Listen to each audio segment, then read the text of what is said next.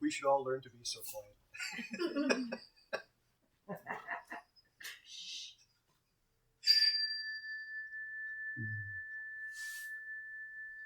Welcome, everyone. My name is Mark Daniel, and today I'll be talking about the eighth of the Eightfold Path, right concentration. I have Jeff with me here today, and of course, Ruthie is here.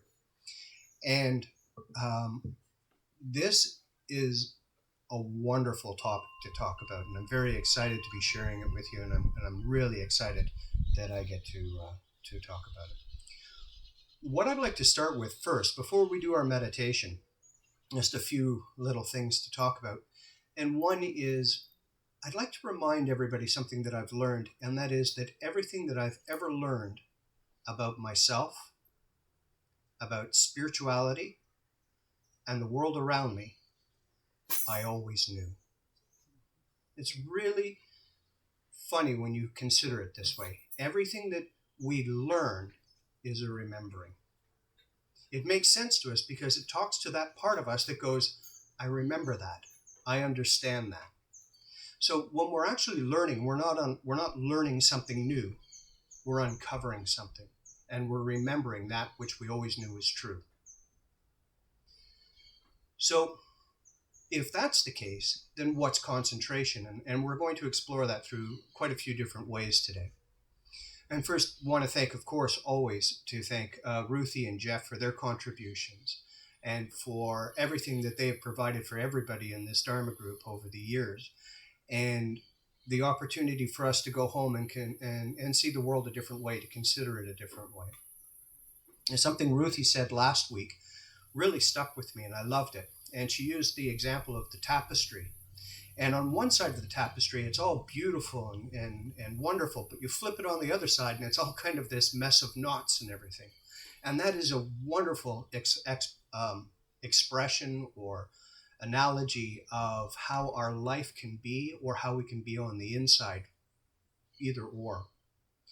The Dharma is about, and everybody knows this, but the Dharma is about mastering self.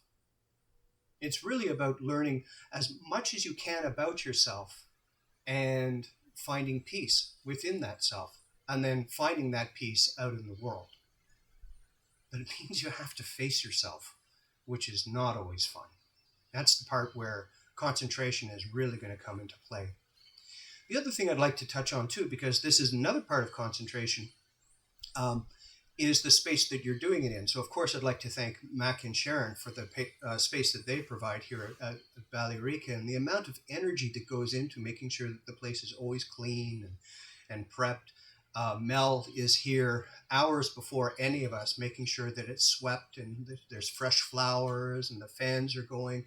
And she walks around with different incense and just making sure that when we get here, we can all go, oh, that feels so good. That feels wonderful. And so just acknowledging all those that have a role in our path. And I promised meditation, and I hope you're ready. So I'm going to ask you just to come into your breath for a few moments. And we're going to do something a little bit different. You may not have been asked to have done this before, and it's okay. I'm not expecting perfection. I would just like it if you could be perfect. What I would like is for you to sit without moving at all and without thinking until I call you out of it. And you can begin now. No moving, no thinking.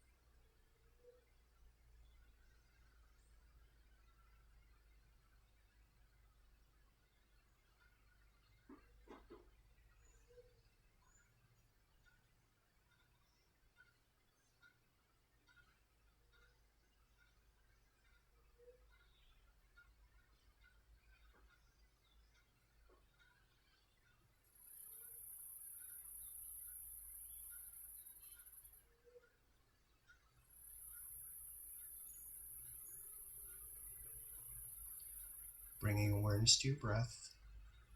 Let your breath become longer, still not moving, still not thinking, just focusing on your breath.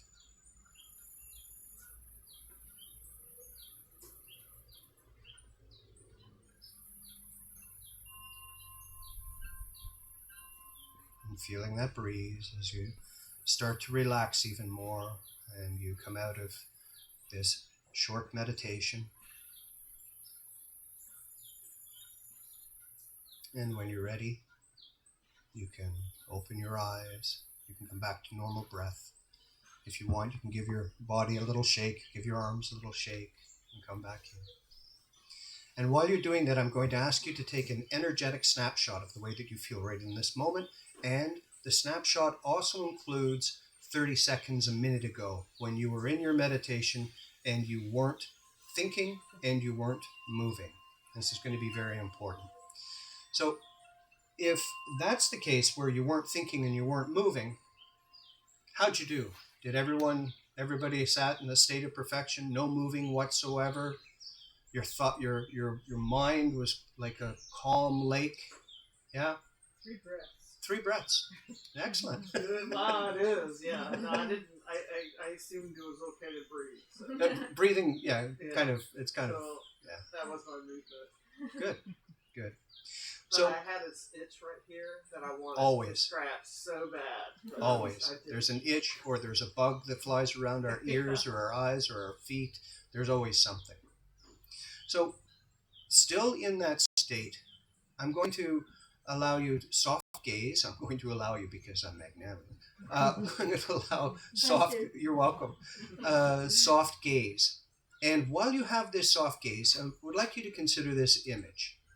You were walking through a field and you come across a large vat of water. Beautiful vat. And as you walk upon it, you see that this vat is still. Not a ripple. Nothing. But your curiosity gets the better of you. And you sort of look around. Nobody's watching. So you put your hand into the vat. And what happens? You create ripples, right? But now you've disturbed this state of perfection. Recognizing that you could be caught, you're the only one there, it was you that disturbed it. I'd like you now to pat down the ripples to make it all nice and soft and flat again. And so there you are, patting down all of these ripples, and what ends up happening?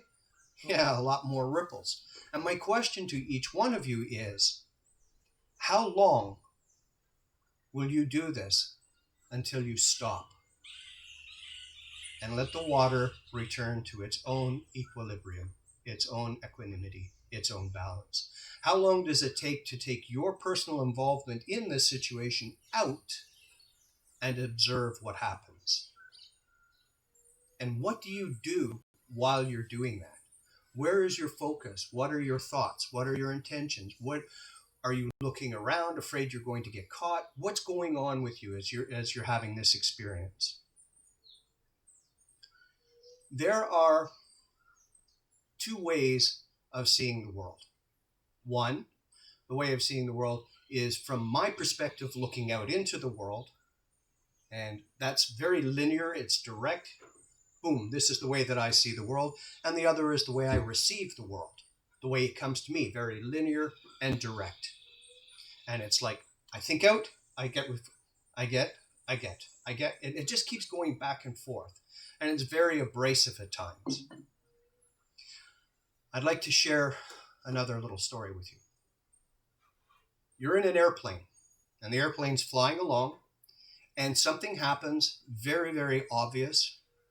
The aircraft is in a state of uncertainty, and the first pilot comes running out of the cockpit and says, "Okay, everybody, okay, there's a problem. We have to fix this problem. It's a big problem. We're doing everything we can up there, but I just want to let you know that we're doing this job really well. Stewardesses, you might want to talk to everybody and get them really calm and everything. Okay, listen, I'm going to go back into the cockpit because this is really important." And the second pilot walks out and says, "Ladies and gentlemen, we've had a problem. And I know you know we've had a problem. I'm going to ask you to remain calm. The in-flight attendants are going to come through the cabin to ensure that you're okay, make sure that your seatbelts are all nice and tight. I'm going to go back into the cockpit, and myself and the other pilot are going to do everything we can to ensure your safety.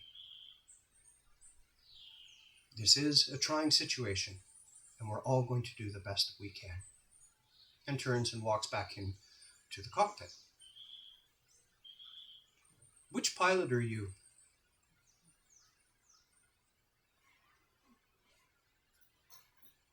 It's telling, isn't it? We know that in a situation that many of us want to react instantaneously. We want to be into something right away.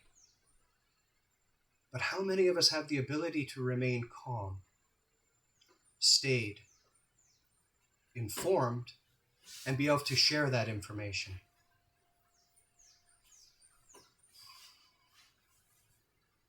This is the importance of concentration. It's the ability to keep things into perspective. One of the reasons Ruthie has asked me to do this particular talk is because, not because of my vast knowledge of Buddhism, but because of the very different paths that I have the good fortune to walk. And one of those paths is in what we call in Canada the First Nations. I'm very honored to spend some quality time, wonderful time with people who really appreciate the earth and appreciate their spirituality. Many people who are walking what's called the Red Path, the Red Road. And it's fascinating because concentration comes into play here. And the reason it comes into play is because, like going into our own meditation, we're going to confront ourselves. And when you walk into these communities and you sit down in these communities, you don't know the rules. You don't know what's acceptable.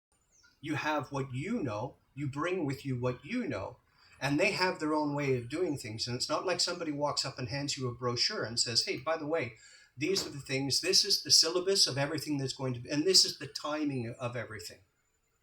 That does not exist. They just welcome you in and you sit down. And so what happens when you have these situations? What do you face? Well, the first thing that you face is probably some level of doubt. And how do you confront that doubt? This is your relationship. This is you within a community. There you are in the Chapitois, you're in a large building, there may be a fire going, or maybe it's an open space, and everybody's coming together for a spiritual event. Who are you in that moment? Where is your ego in this place? I am this person. You will respect me because I've done all of these courses and I've done all of these things and I play a singing bowl. You must respect me. No, not necessarily, but it is part of that situation. Maybe I have a view of the world that I bring to this meeting. Maybe I have this desire to exist. I want you to know that I'm going to survive. I will take on any ritual that you give me and I will surpass it all. Perhaps there's a level of conceit. Perhaps there's a sensual pleasure. That could be many different forms, from ceremonial food to the smoking of the chunupa, to the smell of the fire and the sacred essences that are put into the fire, to somebody saying that they like me. I have myself and my community, my Sangha.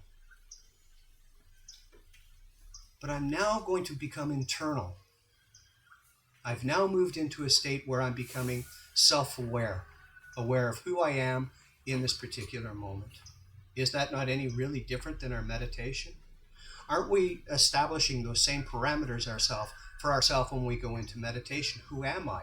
Look at how great I am. Look at all the things. Oh, look at the sensual, like my body feels so good right now. It feels wonderful. I must be in this incredible state because I'm all of these things. Or maybe I come to this meditation because my view of the world is so bad that I need to run away and hide in my meditation. The next thing we learn when we go to these communities is we learn that there is a spiritual sacred practice, the sweat lodge. And for those that have been in a sweat lodge, you'll probably recognize what I'm going to share. And for those that never have, I'm going to paint a picture for you of what it's like. There are procedures. There are protocols. There are things that are expected of you. And yet nobody's really going to tell you what they are. They'll tell you some of the things. But you're about to go into a hut. And there's an opening in the ground to which heated rocks are going to go in, the sacred grandfathers. And there's going to be a number of people that are going to be in there.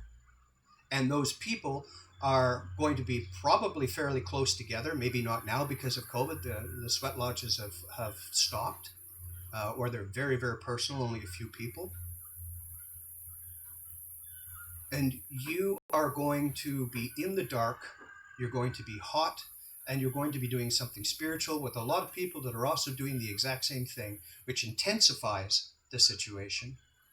And you're going to be doing this for about 4 to 5 hours. And it just gets hotter with every round. Then the door will open, fresh air comes in, new grandfathers come in, the door closes, songs are sung, there's this ritual that goes on. But the entire time that you're sitting in there, you're confronting yourself the entire time. You want to know what you're like in meditation? This is a perfect opportunity to find out. You want to know what you're like in meditation and Sangha? This is a perfect opportunity to find out. Because your reactions are also going to be felt by everybody else in that sweat lodge. So not only are you accountable for yourself, but I'm also accountable to the people that are sitting beside me.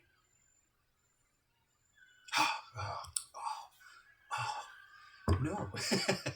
It's very disruptive. And yet at the same point too, everybody within the sweat lodge, especially if you're new, is totally expecting you're going to do that. If they could see a watch, it'd be like, I wonder how long before they asked to open the door and run out. It's not uncommon, by the way. It's not uncommon. Good? Sorry. Yeah, I'm holding in a sneeze. Oh, don't sneeze. Let it go. No, I can't do that anymore, right? First year, don't sneeze and hold it back. You could rupture something. When we're in the lodge, I have it. we are confronting the illusion of ourself. Am I superior to everybody else?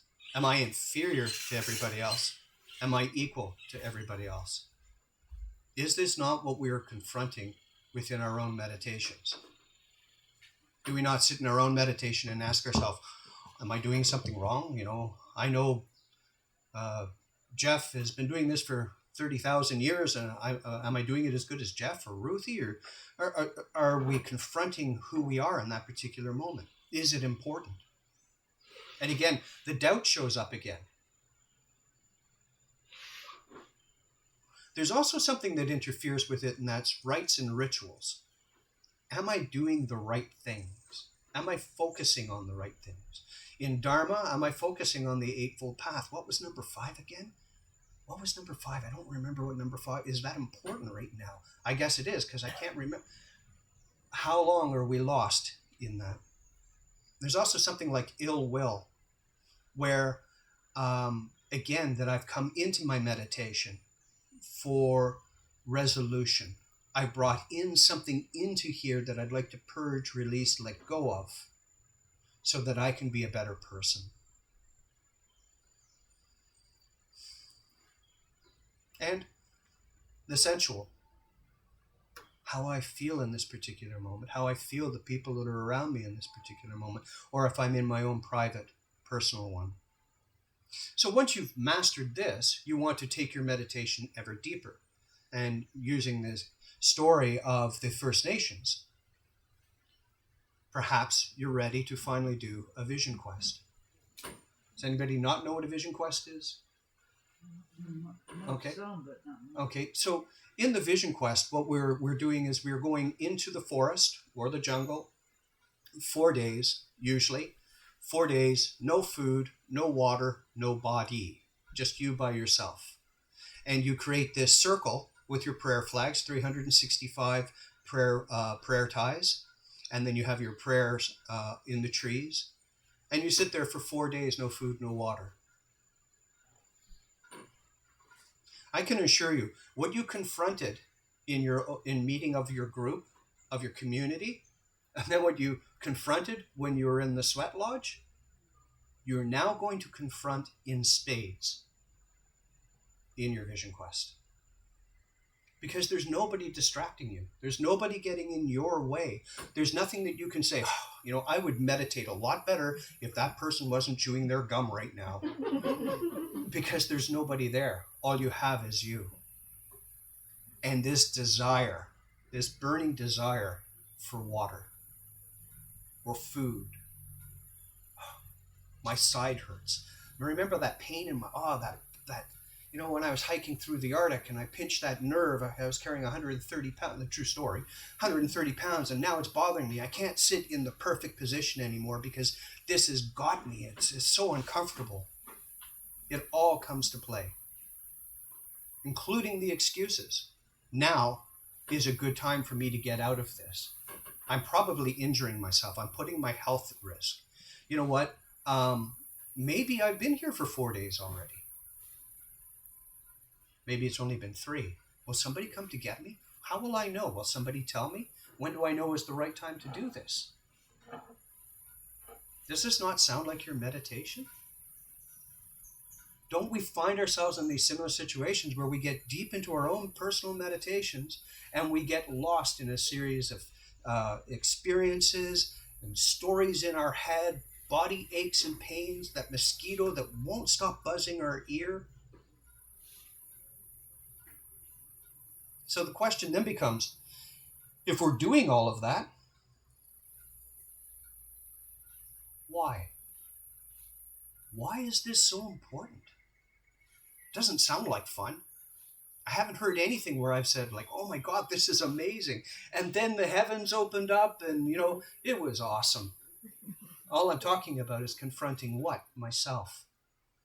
And isn't that what our meditation is about? So it helps if we have a driving narrative, something that encourages us, shows us, guides us, leads us for the reason what we're doing this for. Makes sense, doesn't it? If you just go in blindly, you're going to get a blind experience. Why? Why do this? There's a lot of people that will go here for a distraction. I said it once before, a little earlier, that people are like, the world outside, it's a little bit messed up right now. I'm going to go into my own silence. I'm going to hide inside of myself, and I'm going to be there where everything is absolutely perfect. Look at how well I'm sitting. My breath, my chest is opening and expanding. I can feel the softness of the breath on my lip, and then I get that silky air through my nose and into my lungs. That's exquisite. This is awesome. But I'm no longer in the world anymore. I've now pulled myself out of the world, and at some point I'm going to have to go back into it. What we've actually done is we've made our meditation a distraction. And distractions are good. There are a couple of types of distractions. And I'll come to those in a moment. But first of all, I'd like to just throw a little fun thing out there. In 1980, I was riding the subway. I was reading in Toronto. I was reading Maclean's magazine, for any of you that are Canadians. And I was reading an article, and it estimated that the average Torontonian, from the time that they woke up, went out into the world, and closed their eyes back in bed, 4,000 advertisements. They were subject to 4,000 advertisements, radio, imagery, billboards, in the subway, 4,000 advertisements. And every one of those advertisements were striving to get your attention. None of them just sort of said, oh, hey, by the way, if you've got a few moments, I'd like to share with you this interesting thought. It was like, you need this now. Are you looking for, here it is. You will be better if you do this. What a fantastic amount of distraction that is. And so if we're wondering why our mind won't quiet, why it won't settle, consider the environments we're in. So really the environment we're in is really important. 1980s, 2 companies got together. They made the same product basically, Coca-Cola and Pepsi. And they started something called a cola war. And what they did is they basically said, oh yeah, I'm better. Oh yeah, I'm better. Oh yeah. Well, I'll tell you what, I did this poll, and everybody polled. 9 out of 10 people like my product better. Is this sounding familiar at all? Not just from the cola wars, but what's been happening in one of the countries of our world. That's a lot of people asking for your attention, asking for your opinion, demanding something of you. You must have an opinion on this, and that pulls us out of ourself. How can we get back in to our meditation, back into our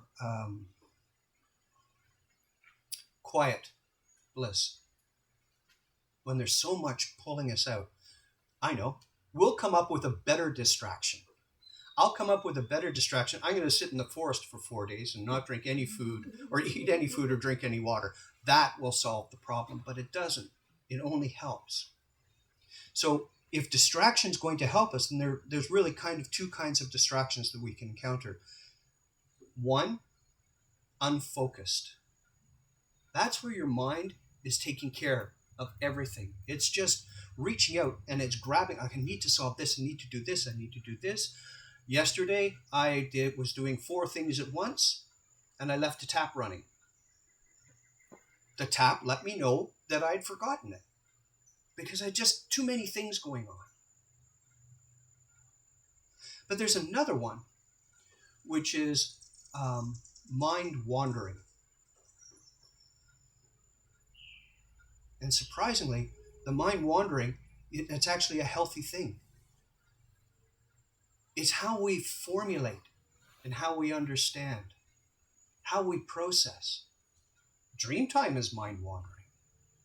So what we're doing then, and rather than needing to fix something and work on something, we let our mind muse and explore. And for those of you that have a very established meditative practice, you've experienced this. You're not thinking about anything. And yet you're thinking. These thoughts come in. And they seem really important. And as long as you don't reach out and touch them and grab them, they disappear. And they morph into something else. And your mind goes over there. And you're like, oh, that is really, really important. I know that in my teenage years, there were a lot of people that I would go to and celebrate deep party. They would party and they would smoke and they would smoke these substances and they would talk the exact same way. They were like, oh man, like I've got this great idea. And then but that is that mind wandering. It's unstructured, unformed. And in our meditation, this occurs. Why is it important if we're talking about concentration? What does it matter?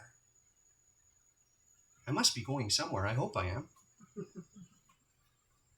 And where I'm going is something very, very simple. It's something that we talk about in all of our discussions, in every single discussion that we've talked about, and every time we've come together, we talk about Buddhism, and it always boils down to metta. What's metta?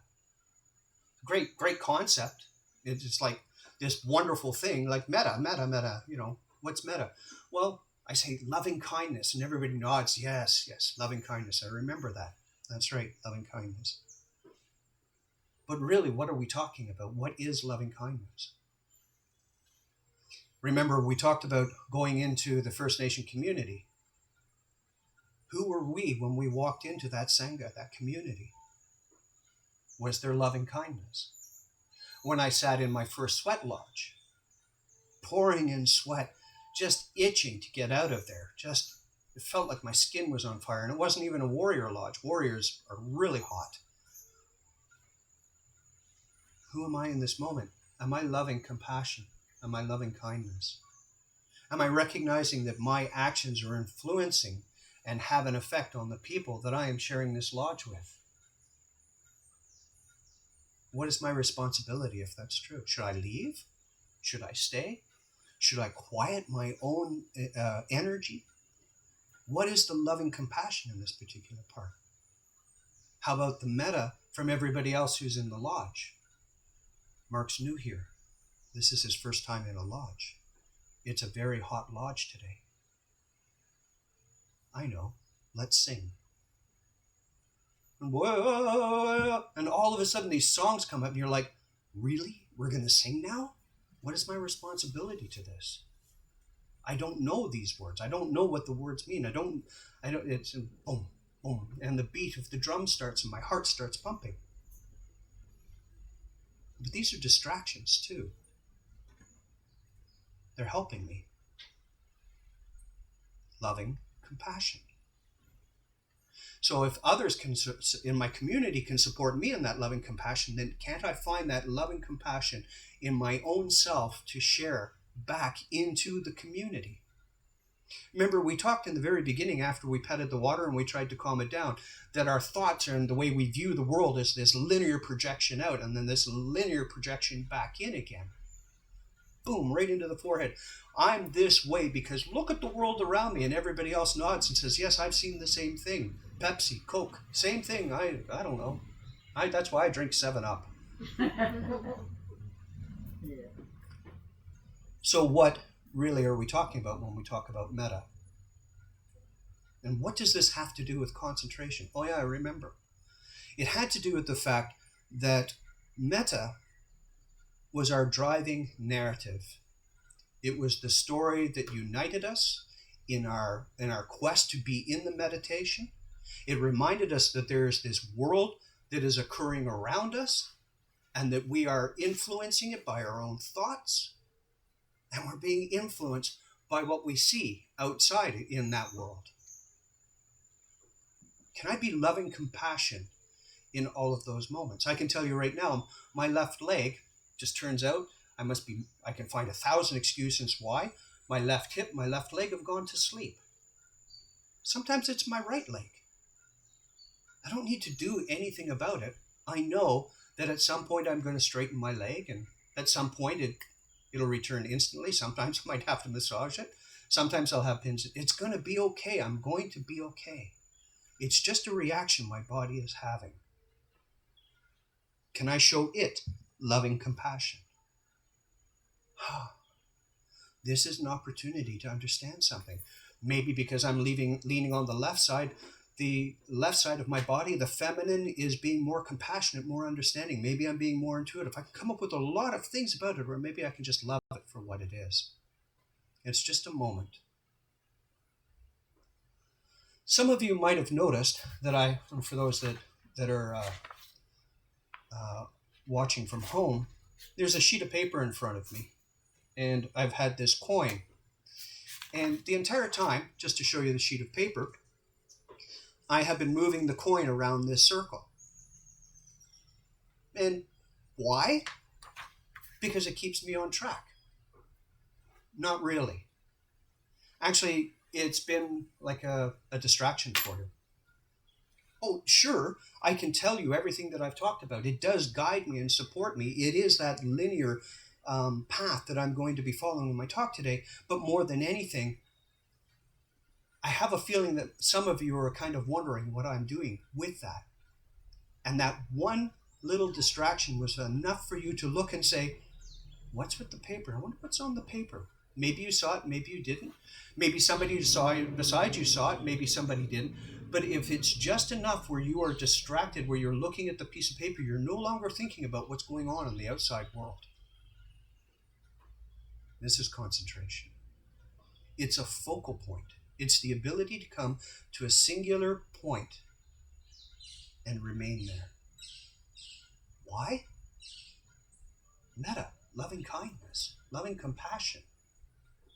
If I can stay in my focused, singular point, the longer I stay there, the more my left leg will go through its phases, the more my breath will change, the more I'll feel the sun or not feel the sun, but eventually I'll come to a state of equanimity. I'll come to a state of balance. And in that state of equanimity, I'll go through different phases. I'll go through, oh my God, this is amazing. I could stay here forever. And yet I don't leap into that, because if I leap into it, then I know that there's going to be the other side of the meditation where it's going to drop off, and I'm going to move into the more gross sensations, body sensations and pains, and I'm going to have to struggle through them wishing I was back in the bliss moment. Concentration helps us to stay focused. We don't get raised too high and we don't get dropped too much. It's a singular outcome. How do we achieve that? Well, remember, we talked about the rites and rituals. We can go back into those, unless they're distractions. Oh, this is the part where I'm supposed to bang the drum 3 times, sing this song. Do I sing Apawagan? Do I sing, what song do I sing? Makade Makwa? I don't know. Or maybe you just let go. If I'm having some pull that's pulling me out, then I can let go of that. If I have a sense of myself, an ego sense,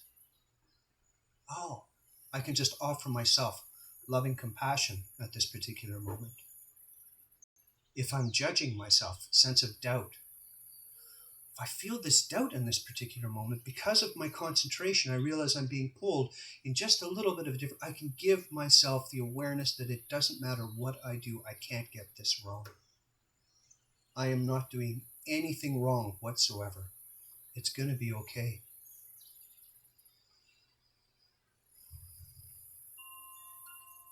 The sensations in the body, okay. They're going to be uncomfortable moments, and there's going to be moments where things are going to be in a bliss state.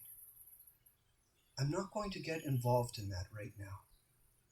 I'm saying something very particular, a loving compassion. Incredible Buddhist teaching, yes? But what if there was a prayer that said this: Lord, make me an instrument of your peace. Where there is hatred, let me sow love. Where there is injury, pardon. Where there is doubt, faith. Where there is despair, hope. And where there is darkness, light. O Divine Master, grant that I not so much seek to be consoled as to console. To be understood as much as to understand. To be loved as much as to love. For it is in giving that we receive, it is in parting that we are pardoned, and it is in dying that we are born to an eternal life. So what we're seeing is these teachings are far-reaching. They're in absolutely everything. That ability to be in a particular place and offer the reciprocal. If there is noise, can I be silent? If there is pain, can I be compassion? Is that not metta? And is that not what we're achieving in our meditation? Isn't this what we're striving for? Isn't that moment in time where all of a sudden the sounds of the birds, the rustling of the leaves, the sound of the sun warming the earth and the earth warming a lizard who scurries across, isn't that part of the metta? Isn't that why we're doing all of this? Why we go through the 4 stages, or the 4 noble truths and the 8-fold path?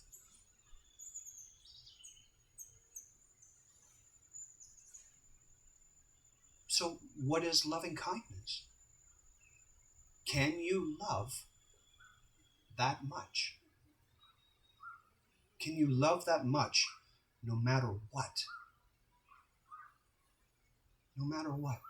No matter what's presenting, a body ache, a truck,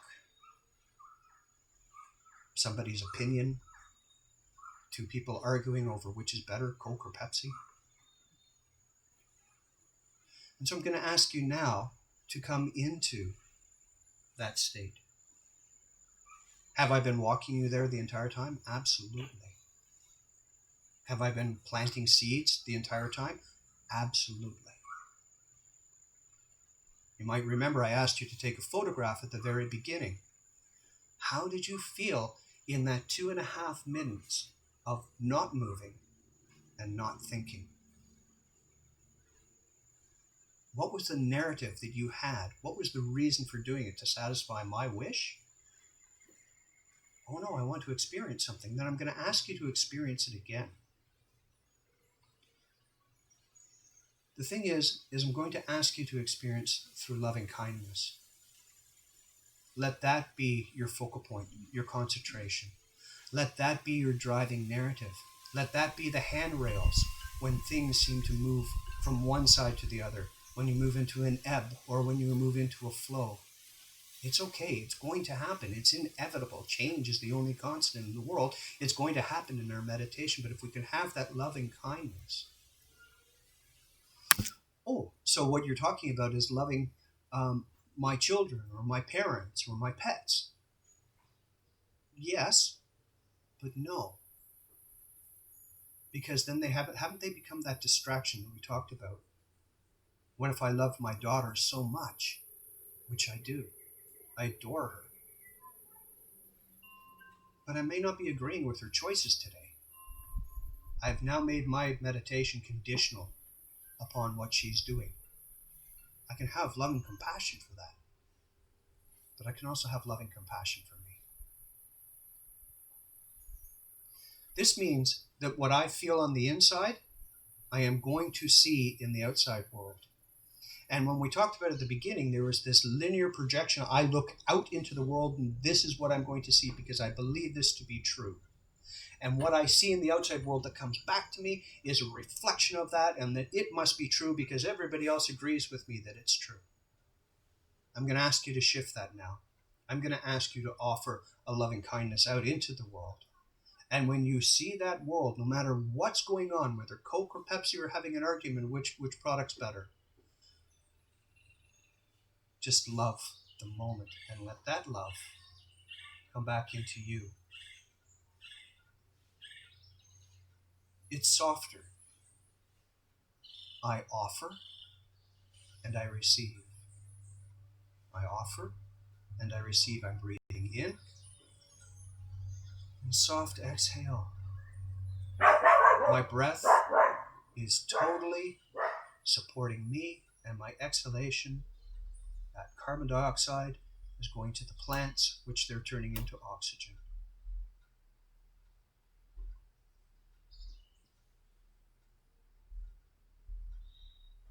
The world that I see outside is a reflection of how I feel inside.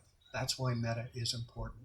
That's why we go through the Four Noble Truths. It's why we follow the Eightfold Path, and we bring all of these tools and these understandings together so we can come to this particular moment right now.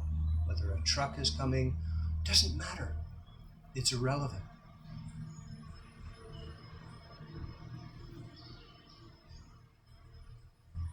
And just sitting with that for a moment. Just feel that loving compassion and kindness. Doesn't matter how you felt before you got here, and it doesn't matter how you feel after you leave here. It matters in this particular moment, right now, this moment right now. Can you love yourself that much without being fake?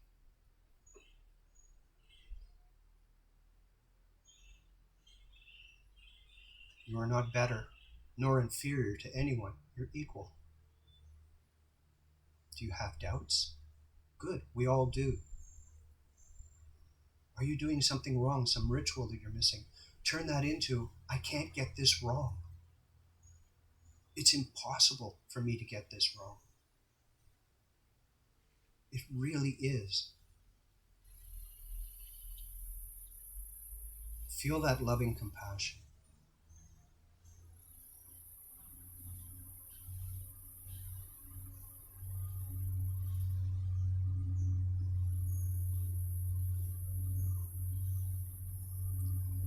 Now I'm going to ask you to do something while you're sitting in that loving compassion, awareness of everything that's going on, whether trucks are coming, a plane flies over top, no matter what happens. Just sit in your loving compassion. Let that be your concentration. Let that be the expression of you and how you feel and receive the world.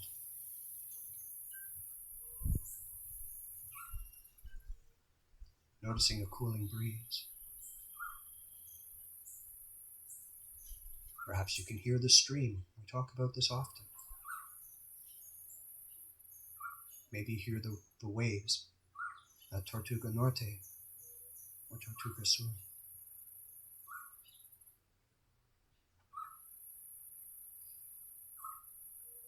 And as you follow your breath, I'm going to ask you to not move and not think again.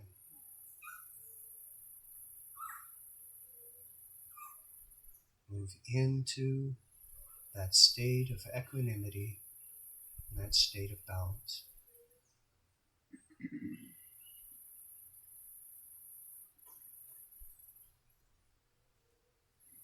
Notice how you feel.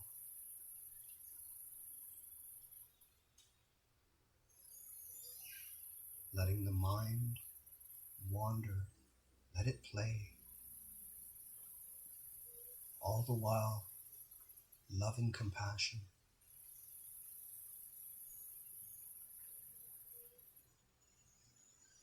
Loving compassion for your body.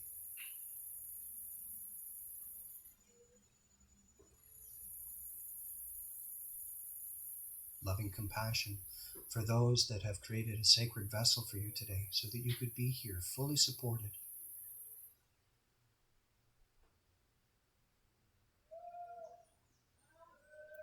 Loving compassion to those people that are attending to the grounds.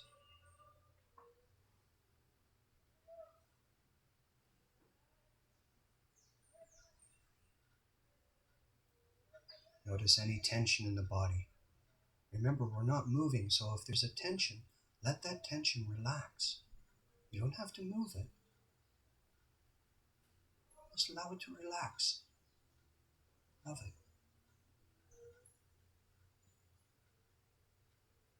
I have not moved my left hip, and it is still calling to me, and I am loving it. Everything is okay. I'm not doing anything wrong.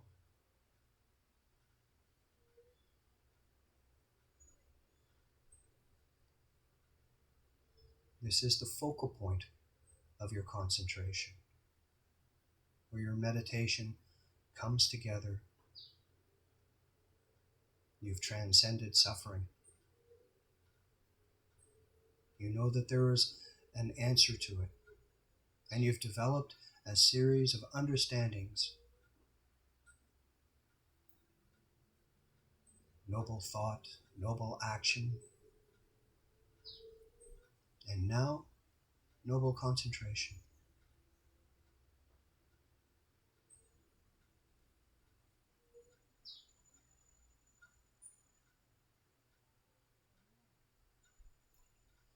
Imagine now Ruthie calling you into metta. Imagine being able to say, I love me. May no harm come to me.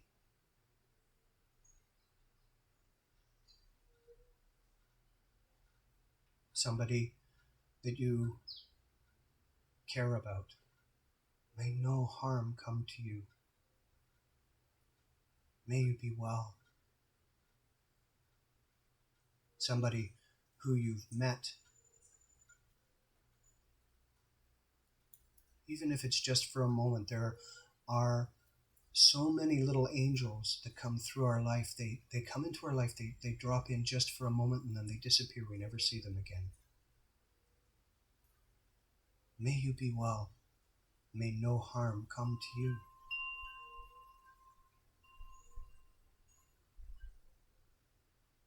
Maybe to that person who likes Pepsi if I like Coca-Cola. May no harm come to you. May you be well. May you know peace. Now imagine sharing this with the entire universe. Not just the Sangha of our community. Not just the people that we're sitting in quiet reflection with. But to those that are unable to understand this.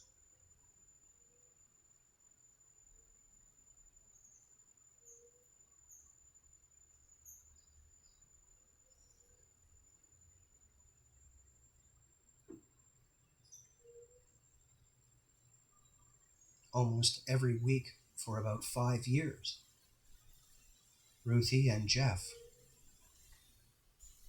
have been bringing you to this spot. They've been telling you, you're okay. It's okay. Everything is okay. I know it was confusing yesterday, but this is today. And anything that we carry with us today, we're going to carry into tomorrow. So just for today, loving, compassion, and kindness.